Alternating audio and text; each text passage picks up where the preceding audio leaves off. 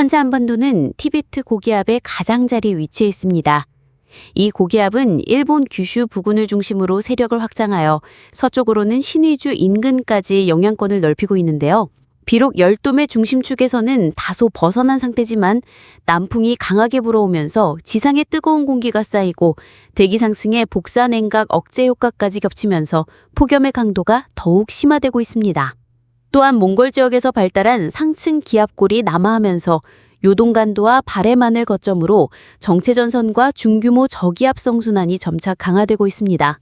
하지만 이 저기압은 동쪽의 북태평양 고기압과 서쪽의 티베트 고기압 사이에 갇혀 있어 남하 속도가 매우 더딘 상황입니다.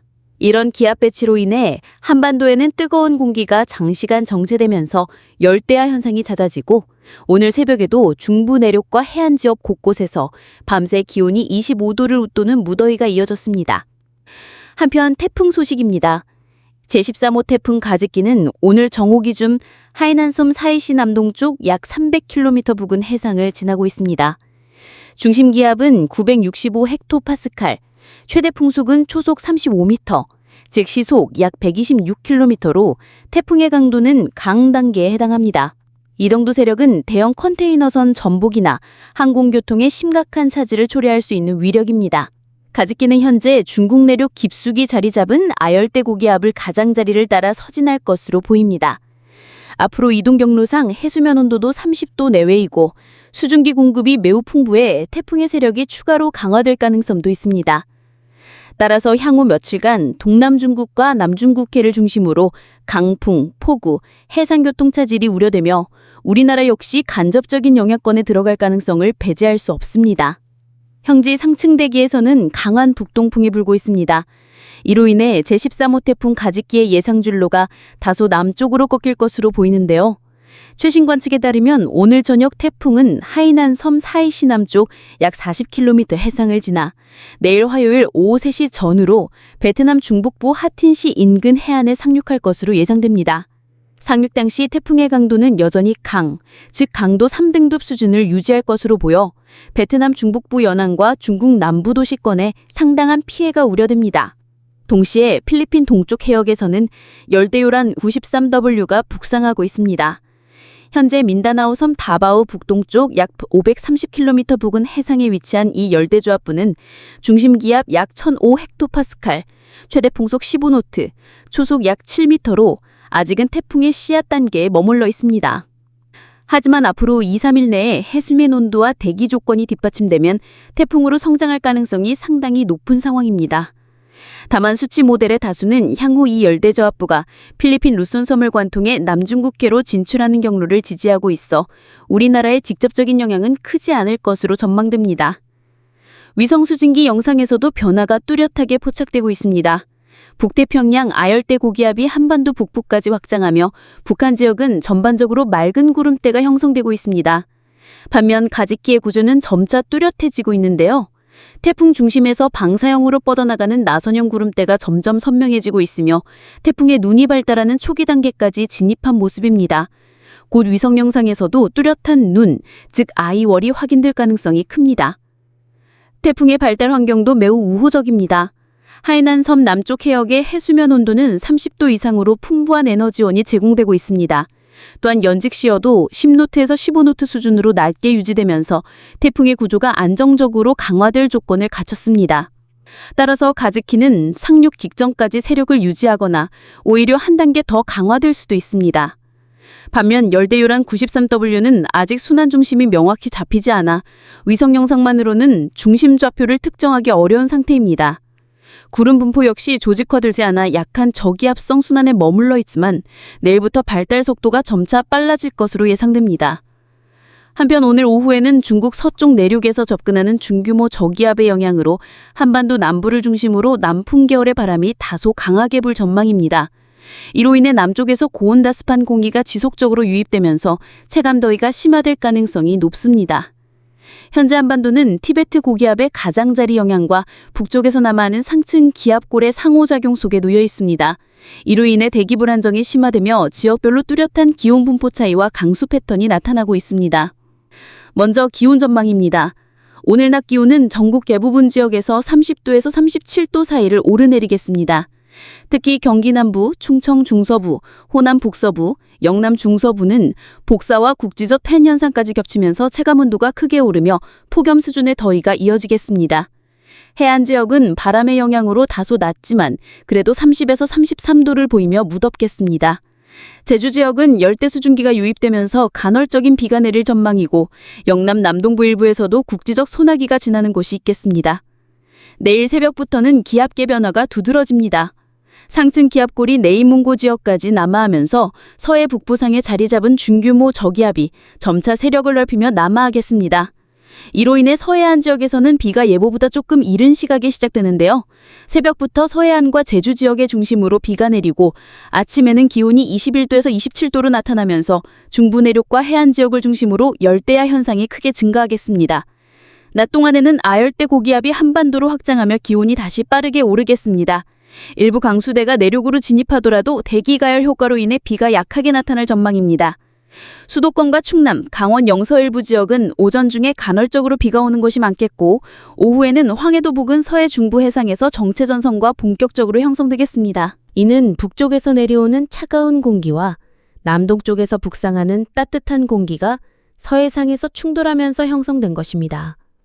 다만 일본을 중심으로 세력을 확장한 티베트 고기압이 강하게 버티고 있기 때문에 정체전선의 남하 속도는 상당히 느릴 것으로 보입니다. 그럼에도 불구하고 내일 낮 기온은 다시 30도에서 37도에 이를 것으로 예상되며 특히 영남 내륙과 동해안 지역을 중심으로 기온 상승폭이 크게 나타나겠습니다. 내일 오후부터는 황해도에서 형성된 정체전선이 점차 강화되면서 수도권을 시적으로 충남, 강원 영서 지역까지 빗줄기가 굵어지겠습니다. 늦은 밤에는 시간당 30-40mm의 국지성 호우가 쏟아질 가능성도 있겠습니다. 26일 새벽에는 상층 기압골에 대응해 지상고기압이 발달하면서 서해상으로 찬 북서기류가 강하게 유입되겠습니다. 이에 따라 정체전선은 수도권에서 충남을 거쳐 서해 남부 해상까지 연결되며 집중적인 비구름대를 형성할 전망입니다. 이로 인해 수도권, 충남, 서해 남부 지역은 많은 비가 쏟아질 가능성이 크고 아침 기온도 23에서 27도로 높아 전국 대부분 지역에서 열대야 현상이 크게 증가하겠습니다. 아침 무렵에는 상층 기압골이 동쪽으로 빠르게 이동하면서 중국 북부 지역에서 형성된 한랭건조 고기압도 함께 동진하겠습니다. 이에 따라 서해 방면으로 내려오던 한기의 유입이 약해지며 정체전선의 세력도 빠르게 약화될 전망입니다. 오후 들어 정체전선은 충청과 호남 지역까지 남하하겠으나 북쪽에서 한기가 더 이상 내려오지 않아 강수 강도는 크게 줄 것으로 보입니다. 낮 기온은 전국적으로 25에서 33도 분포가 예상되며 특히 강원 영동과 영남 북부 등 동쪽 지역은 약화된 정체전선 영향으로 비가 거의 없거나 소량이 그칠 것으로 전망됩니다. 저녁 무렵부터는 정체전선이 남부 지방에 머물며 국지적 비를 내리겠으나 강수량은 20mm 안팎에 불과할 것으로 보입니다. 밤에는 정체전선이 제주 지역으로 내려가면서 다음 날까지 비가 이어지겠습니다. 한편 내일 밤부터는 북동풍이 불어드는 강원 영동 지역에서 지형성 강수가 시작될 것으로 보입니다. 이어 27일 아침에는 만주로 남하한 한랭건조 고기압이 연해주 방면으로 이동함에 따라 영동 지역으로 북동기류가 본격 유입되며 비가 확대되겠습니다. 반면 정체전선은 제주 남쪽으로 내려가며 점차 소멸할 전망입니다. 27일 아침 기온은 19에서 26도로 예상되며 내륙 지역을 중심으로 열대야 현상은 사라지거나 크게 완화되겠습니다. 낮에는 상층 기압골이 동쪽으로 빠져나가고 한때 남하하던 티베트 고기압이 다시 중부지방까지 확장할 것으로 보입니다. 이로 인해 기온이 점차 회복되겠는데요.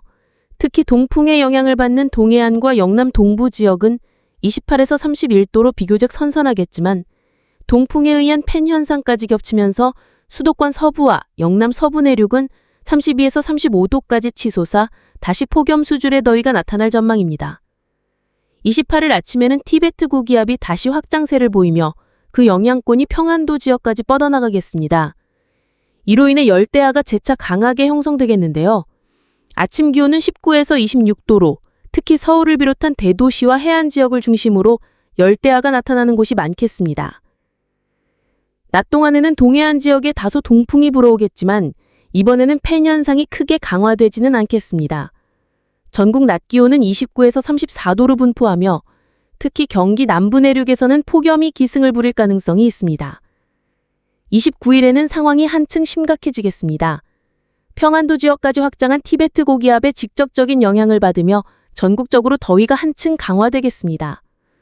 낮 기온은 28에서 36도까지 오를 것으로 보이며 경기 남부, 영남, 중남부 내륙과 동해안 지역은 35에서 36도에 달하는 극심한 폭염이 예상됩니다. 앞으로의 폭염 강도는 무엇보다 태풍의 북상 여부에 크게 좌우될 전망입니다. 9월 초 태평양 지역에서 대류 활동이 강화될 것으로 예측되는데 만약 강한 세력의 태풍이 북상한다면 기압기 흐름에 변화가 생겨 더위가 누그러질 수 있습니다. 그러나 소형 태풍은 북태평양 고기압의 세력을 크게 흔들지 못해 오히려 남쪽에서 뜨거운 공기를 끌어올리며 폭염을 강화시킬 수도 있습니다. 따라서 향후 날씨 전망은 태풍의 발생 시기와 세력, 북상 경로에 달려 있다고 할 수 있습니다. 전문가들은 9월 초 한반도 주변 해역이 다시 태풍 활동의 주요 무대로 떠오를 가능성이 크다고 보고 있습니다. 정리하자면 30일과 31일은 전국적으로 폭염이 이어지고 일부 지역에서는 소나기가 내릴 수 있습니다. 9월 초에는 태풍 발생 가능성이 증가하며 북상 여부에 따라 더위가 해소될지 지속될지가 결정될 것입니다. 시청자 여러분, 당분간은 여름 막바지 폭염이 계속될 전망이니 건강관리에 유의하시고 특히 노약자와 어린이들은 한낮 외출을 자제하시기 바랍니다.